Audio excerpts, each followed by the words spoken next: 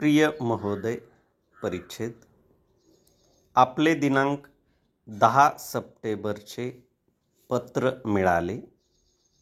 त्यामध्ये विनंती केल्यानुसार पाठ्यपुस्तक मंडळाचे प्रयोजन व त्याच्या कार्याचे स्वरूप याविषयी सारांश रूपाने पुढील प्रमाणे माहिती देण्यात येत आहे.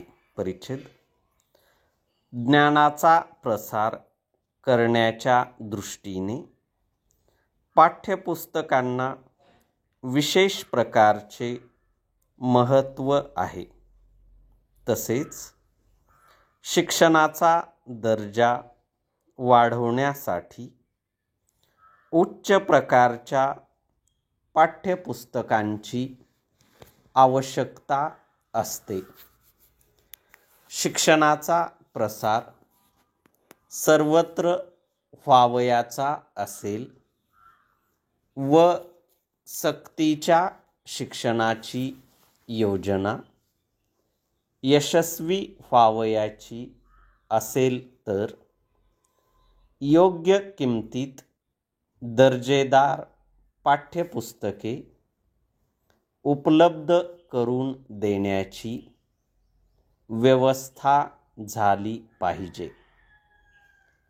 आता पावेतो पाठ्यपुस्तकांच्या लेखनाकडे व त्यांच्या निर्मितीकडे दर्जा व माफक किंमत या दृष्टीने फारसे लक्ष दिले गेलेले नाही. पाठ्यपुस्तके त्या विषयातील तज्ज्ञांनी लिहिलेली असावीत. त्यामध्ये क्लिष्ट विषयाचीही मांडणी सोप्या आणि मनोरंजक पद्धतीने केलेली असावी.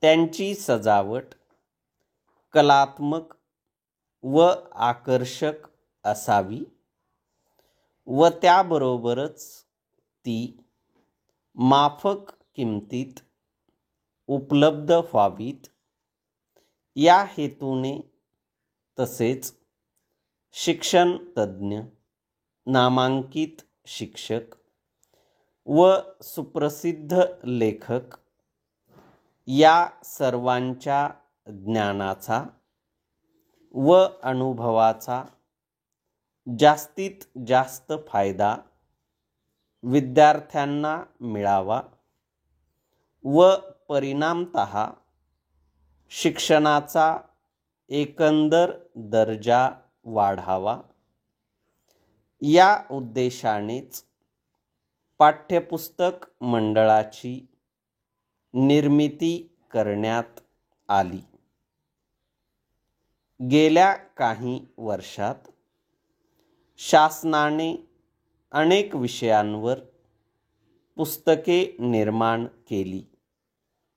या अवधीत शासनासही विविध अनुभव आले.